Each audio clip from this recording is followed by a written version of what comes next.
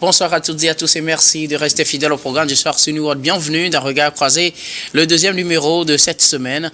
Encore 4 sujets à aborder avec nos invités. Nous parlerons d'abord du Niger. Le gouvernement annonce son retrait de l'Organisation internationale de la francophonie.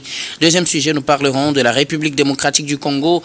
L'AFC M23 annule sa participation aux discussions à Luanda. Troisième sujet, nous resterons toujours en RDC pour parler de la sortie de crise. La SADC et l'EAC adoptent une feuille de route complète. Et puis nous terminerons bien évidemment par le Togo. Jean-Pierre Fabre promet de dévoiler la vraie face du régime en place.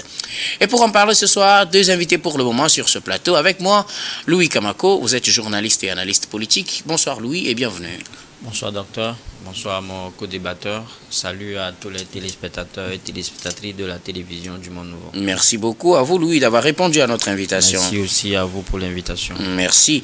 Notre deuxième invité ce soir, Maoulolo Samson Alidja, vous êtes journaliste et analyste politique. Bonsoir Samson et bienvenue. Bonsoir Guillaume, bonsoir à mon co-débatteur et merci à tous ceux qui nous regardent actuellement. Merci pour l'invitation. Merci à vous justement d'avoir répondu à notre invitation. Avec vous, nous allons aborder notre premier sujet. Nous prenons la direction de Niamey. Le gouvernement nigérien annonce son retrait de l'Organisation internationale de la francophonie.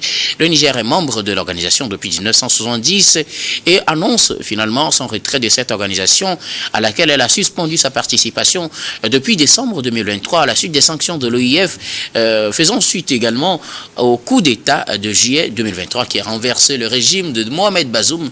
Nous en parlons avec nos invités. Je commence par vous, Louis Kamako. Le gouvernement avance des raisons de souveraineté pour se retirer de l'Organisation internationale de la francophonie. Oui, bien évidemment, des raisons de souveraineté, comme vous l'avez dit, mais bien avant cela, je crois que cette décision du Niger s'apparente à ce qu'on peut appeler une réaction du berger face à un comportement de mouton. Parce que l'organisation en soi a déjà suspendu un État comme le Niger depuis 19 décembre 2023 du Conseil permanent de la francophonie à la suite du coup d'État perpétré à Mohamed Bazoum. Et donc vous avez également un pays comme le Mali qui a été également suspendu de l'Organisation internationale de la francophonie en juin 2021. La suspension s'en est suivie également pour le Burkina Faso en 2022 au lendemain du coup d'État perpétré au colonel Damiba. Donc aujourd'hui les pays de la Ouest, notamment le Niger, trouvent que en réalité, ils ne reçoivent plus de financements venant de la part de l'OIF et que s'ils ne continuent pas à être membres d'une telle institution, c'est justement une adhésion de fait. Donc, il va justement équilibrer les débats en décidant justement de se retirer complètement de l'OIF. Donc, c'est pour ça que je disais tout à l'heure que c'est une réaction de berger face à un comportement de mouton. Donc les débats sont équilibrés à ce niveau. Maintenant, la raison, comme vous l'avez dit, il s'agit de la souveraineté, en termes de... C'est vrai qu'il n'y a pas eu réellement de justification, sauf que dans la notification, on dit que le gouvernement du Niger a décidé en toute souveraineté de se retirer. Oui, c'est une souveraineté. C'est pour ça que je veux parler de la souveraineté dont vous parlez, souveraineté linguistique. Parce que quand on parle de l'OIF, en réalité, c'est un outil de promotion de la langue française, en fait, dans les pays ou dans les pays qui sont membres. Mais vous savez aujourd'hui que les pays en question, les pays qui forment l'Alliance du Sahel sont dans une logique de la souveraineté sur tous les plans, que ce soit politique, social et tout. Donc je crois qu'aujourd'hui, le Niger a compris qu'on ne peut pas éternellement continuer par réfléchir dans la langue d'autrui. On ne peut pas continuer justement par se perdre dans la langue d'autrui et pour mener son combat. Donc il va falloir faire la promotion des langues locales.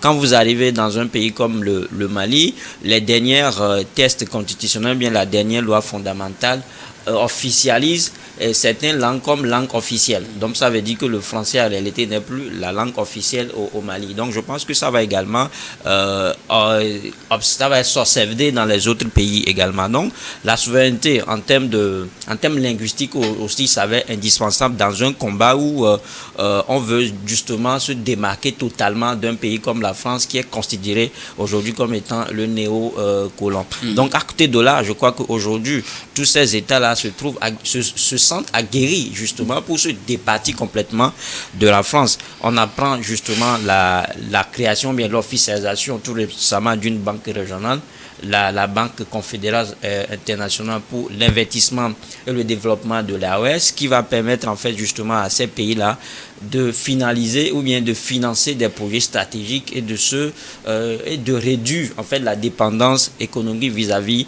des États français. Donc je pense que aujourd'hui ils se sentent justement aguerris, comme je le disais, ils se sentent justement mûris pour se débarrasser complètement des institutions internationales.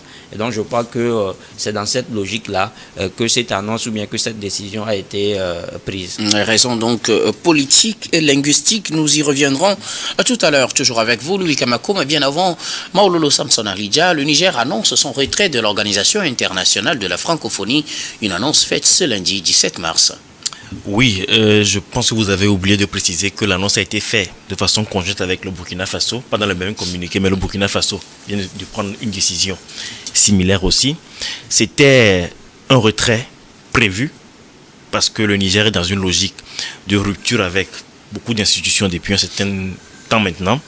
Et l'OIF avait suspendu le pays après le coup d'État contre Bazoum et avait demandé justement à ce que ce pays-là, le pouvoir revienne aux civils pour reprendre sa coopération technique et financière avec le Niger. Avec les dernières assises, on s'est rendu compte qu'il fallait maintenant une transition de 5 ans, ce qui, logiquement, va contre l'agenda de l'OIF. Et le Niger a choisi donc de partir pour faire cavalier seul et de sortir d'une institution qui ne l'avantageait plus réellement. Comme l'a dit Louis, c'est dans une logique de souveraineté ou de reconquête de la souveraineté que s'inscrit ce départ. Maintenant, moi, mon analyse va se situer plutôt par rapport à l'opportunité même de ce départ. Je ne vois pas immédiatement en quoi le retrait de l'OIF va permettre au Niger de se développer ou de faire mieux face aux défis de développement auxquels il fait face. Et vous avez vu, le communiqué n'annonce pas la fin du français en tant que langue officielle dans le pays. Le communiqué ne fait pas la promotion d'une certaine souveraineté linguistique. Tout simplement parce que, vous savez, le débat de la langue est un débat assez intéressant. La raison pour laquelle nous parlons aujourd'hui anglais-français, c'est parce que le retard de l'Afrique est d'abord et avant tout un retard technologique et scientifique. Et aujourd'hui, la science et la technologie se trouvent dans ces langues-là et on doit l'apprendre pour pouvoir étudier dans ces langues justement. Maintenant, lorsqu'on veut sortir d'une langue, ce n'est pas mauvais, mais sans avoir fait un travail préalable de convertir ou de transcrire la connaissance dans une langue locale, que ce soit le Haoussa, le Zarma ou le Peul, au choix, ils ont 3 langues. Il peut choisir une seule langue, ou choisir même 2 langues s'il le faut, pourquoi pas. Mais sans avoir fait ce travail-là, la sortie de la francophonie ne va pas mettre un terme à l'usage du français en tant que langue. À l'usage du français en tant que langue officielle. Donc, vu comme ça, cela semble être un peu un zèle de souverainisme. Et moi, je me demande si ce n'est pas une façon de se défiler des problèmes réels que connaît la population nigérienne, des problèmes de vie chère, des problèmes d'accès au carburant, parce que ça fait quand même des semaines que le carburant se fait très rare à Niamey, dans les stations de Niamey et dans les autres stations du pays, et que ce n'est pas une façon de camoufler ou de fuir devant ces problèmes-là et de brandir à chaque fois le souverainisme pour dire on sort de ça, je me pose la question. Merci beaucoup à vous, Samson. Alors Louis, je reviens à vous. Vous avanciez tout à l'heure des raisons politiques et linguistiques. Sur le plan politique, on sait que les relations entre la France et le Niger ne sont plus au beau fixe depuis le coup d'État intervenu en juillet 2023.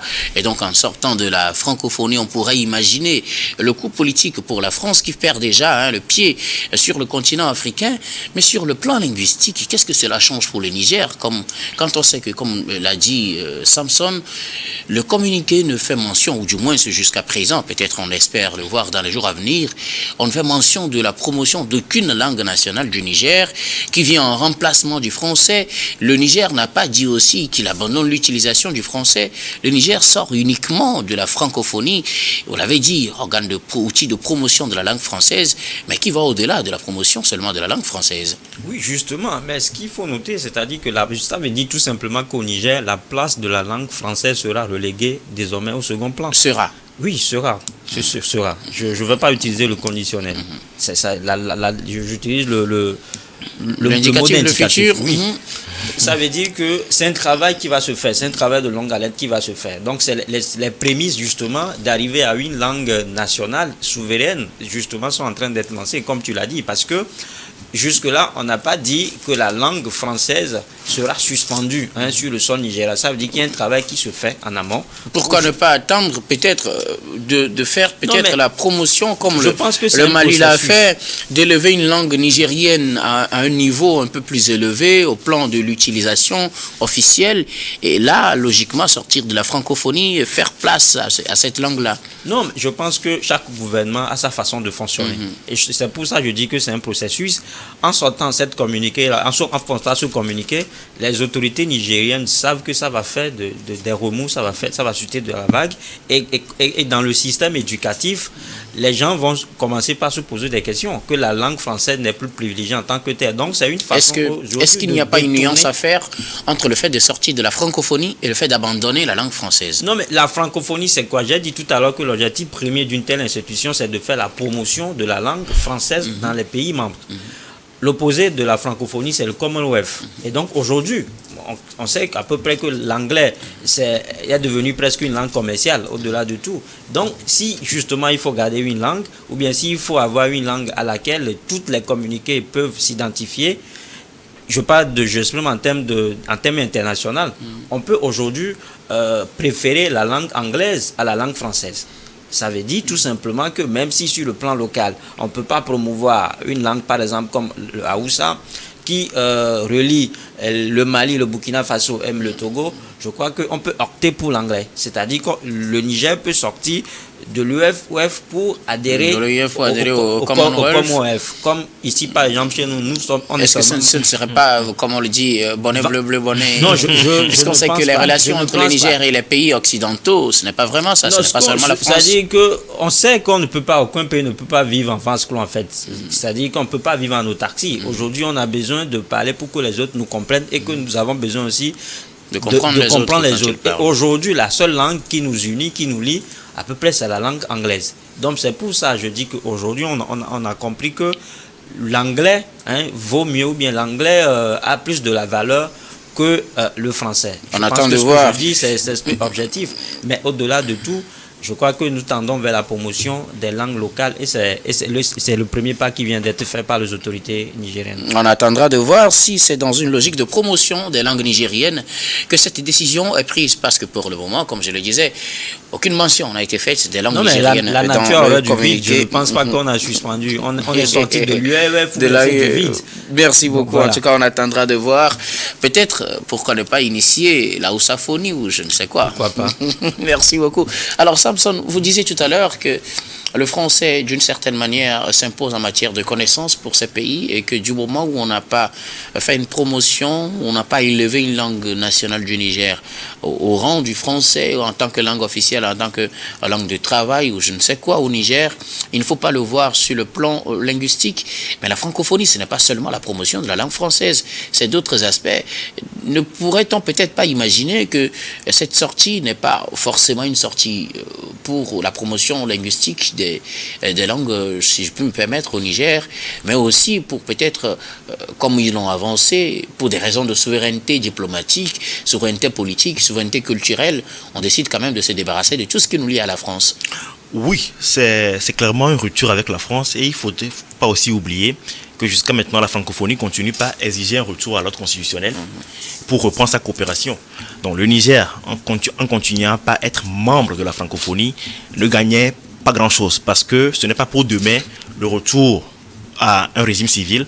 On a une transition qui devait faire 5 ans, qui sera renouvelable. Donc ce n'est pas pour demain. Donc continuer par être membre de la francophonie n'apportait pas grand-chose au Niger dans l'état actuel des choses. Maintenant, comme l'a dit Louis, j'aimerais bien peut-être que le pays ira à l'anglais. C'est une possibilité, mais il ne faudrait pas aussi passer sous silence le travail qu'il faudra faire derrière. Parce que changer une langue officielle, ça ne se fait pas en 2, en 3 ans, en 4 ans.